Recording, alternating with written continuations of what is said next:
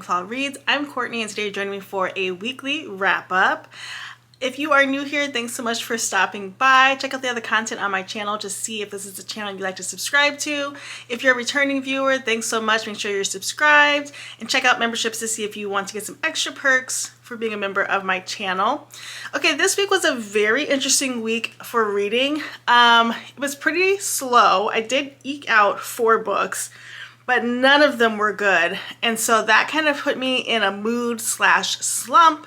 I'm trying to get out of it right now because I'm reading currently a Frida McFadden book, and anytime Frida comes into the chat, I feel like I can just whip through that. And even this one is starting slow. So I really need some good book recs. I think this is part of the problem of reading so much, is that you really have to start expanding your palette and like going out of maybe your comfort zone for books.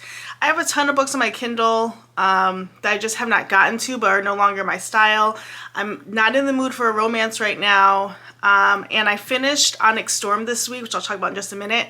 And so I was kind of holding off on any other fantasies, but I think I might pick one up this week. So I've been in my literary fiction sort of era right now, and so I really love literary fiction stories that are sort of character driven, that follow a family over the years and we find out different layers of the family and what's happened, and you know, I love those types of books, and so I am always on the hunt for those. So if you know of any, put them down below. But let's talk about this week's reading.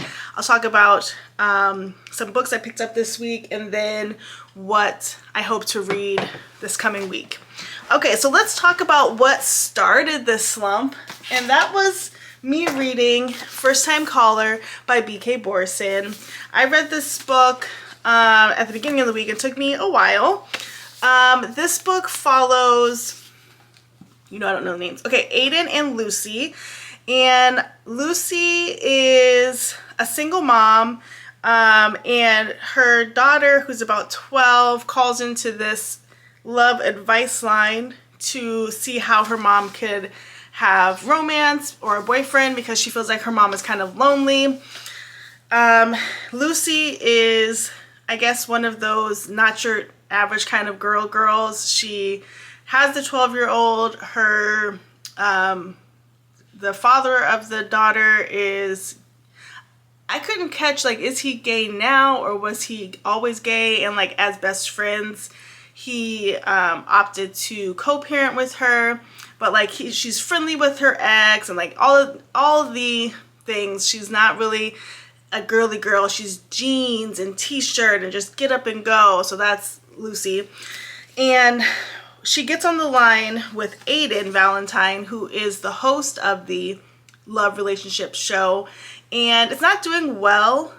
He's kind of jaded about love in general, and he's tired of hearing people's problems. He just is over it, but he needs the job. So they kind of team up to have Lucy go on a ton of these dates with people that she meets through the advice line. Now, when she originally calls in, people really loved her story about just like kind of feeling lonely but not alone, wanting to date, wanting to get out there. So people really resonated with that, which is why she was invited to sort of co-host with Aiden.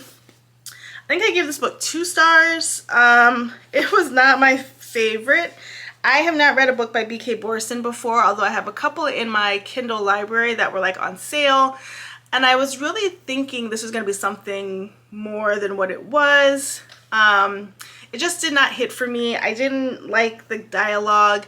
It was like trying to be funny, sarcastic banter, but that didn't hit for me either. And it just felt very cut and paste. And so I wasn't a fan. I would say, because I'm kind of moving out of romance books as like my favorite genre, if you are a romance girly, I think you'll love this. But for me, I didn't like it. So I will probably be giving this to Half Price Books at some time, because obviously I got it from Book of the Month Club, which I'm still waiting for my March Book of the Month Club. So I'm anxiously awaiting. Okay, the next book I read was Something Like Fate by Amy Lee. And this book I had pre-ordered on Kindle. I ended up giving it 4 stars. And this book follows like some 19-year-old, 20-somethings that are in the early stages of college. They are the girl, what is her name? Lo. Her best friend Teller, Guy, comes back from college over the summer. And she's hoping to spend time with him. They kind of have this, like, you know, they kind of like each other, but they just have been friends forever. And so she's actually going to Italy over the summer, so she's kind of bummed that he's coming home for the whole month that she's going to be gone. But, you know, they're hanging out as much as they can before she can leave to Italy. Her best friend and her are going to Italy, but the day before or something, the best friend can't go. And so she invites Teller to come with her.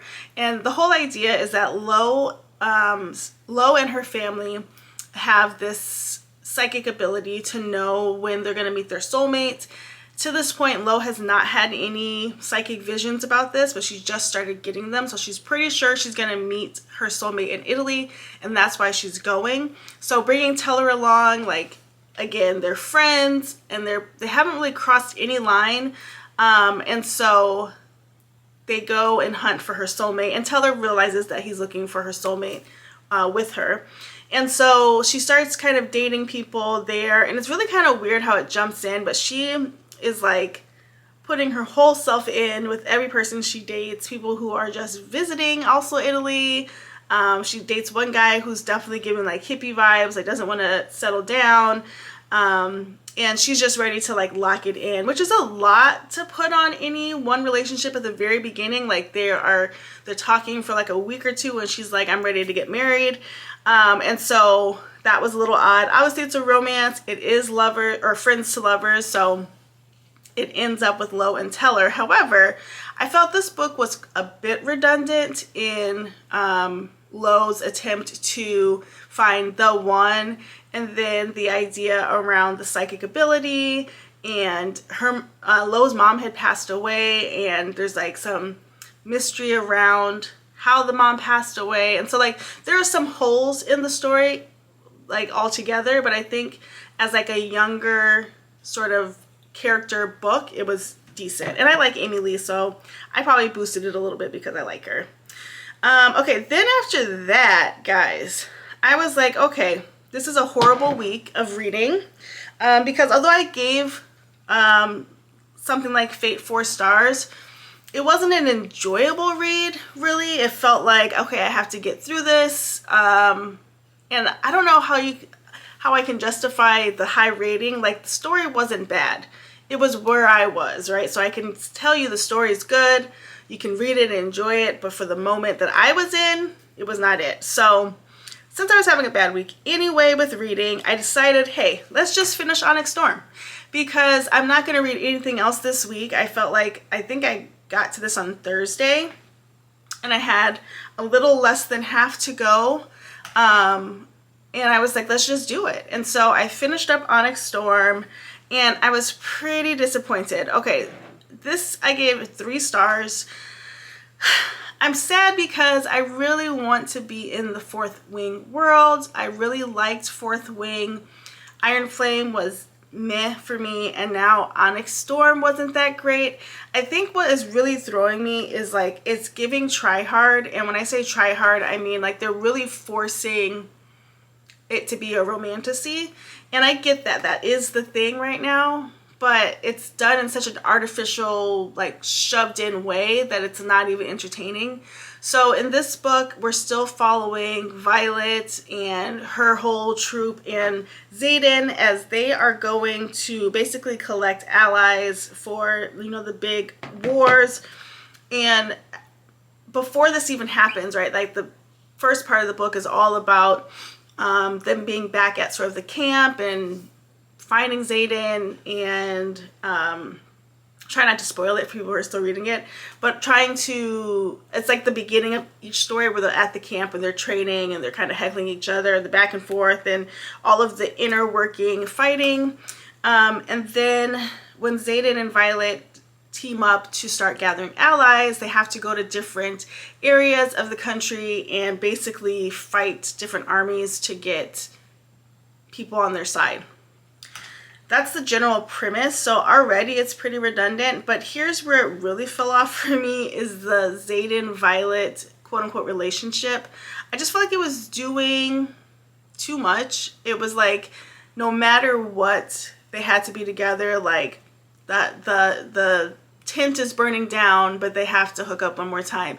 People are shooting at their heads, but they need one more kiss. Like, it's like, okay, we get it.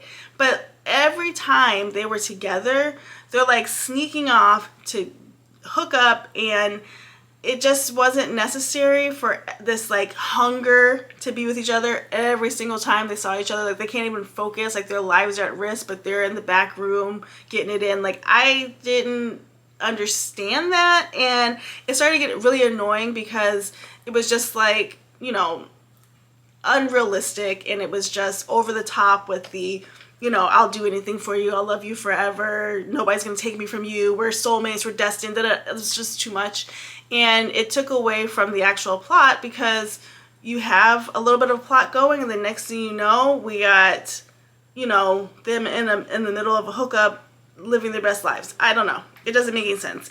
So that got 3 stars for me. And again, I was very sad because I really want to love the series. I think this is the last one in the series, and I'm totally fine with that. I also think, like, I would love to see some other writing from Rebecca Yarros, because I know she's written other things, but this one's falling off, which makes me a little nervous about Fearless, which is the Powerless series coming out, because, you know, to me they hit the same, and so I'm just hopeful that it'll be good. So anyway, that was 3 stars. And then I did the only thing that I could do to heal my soul, which was read a Babysitters Club book. I'm on Babysitters Club book number 72. And if you are new to the channel, I am rereading all of Babysitters Club books in order, in publication order, including super specials, but not the mysteries. And I have been doing that since, I want to say almost 2 summers ago now. And I literally only pick them up when I'm slumpy or I just want something fun. And after the week that I was having, I knew that I literally needed something fun. And so I picked up number 72, which is Dawn in the We Love Kids Club. And if you didn't know, I dislike Dawn. So here we are on the week of reading, and I'm in a Dawn book. But basically this book just follows Dawn in California with the We Love Kids Club, which is sort of like the West Coast Babysitters Club. And, you know, they're all laid back, they don't have rules, they're the cool kids, and then they start getting pretty busy after they get some media exposure, and then they find out, hey, we might need some rules so that we can be successful. And so Dawn pulls out her best Christy so that they can get some rules going. And I gave that one 4 stars, I think. I haven't put it in Goodreads yet, or Storygraph, so I think I might give it 4 stars. I don't like Dawn, but it was decent for what it was. Okay, so since I wasn't having the best reading week, I did the one thing I knew how to do, which was run to Barnes, and I did it for a purpose. So first, I am excited to read Oathbound, which is the 3rd book by Tracy Deonn in the Legend Born Cycle series. But I never finished Bloodmarked, and so I have it digitally, I have it on audio, and then I just picked up a copy from Barnes so that I could read this, because I do want to go on with the series. So when I'm saying I want to read a fantasy this month, it's this one that I would like to read, because I want to move on to Oathbound, and it's one of the books for my Book of the Month Club book. So I had originally gone for that purpose I had this on hold and I wanted to pick it up. And then as I was walking around, I picked up the K.L. Walther book, While We're Young. I do have this on Kindle as well, but I am sucked in by her covers. They are always so good.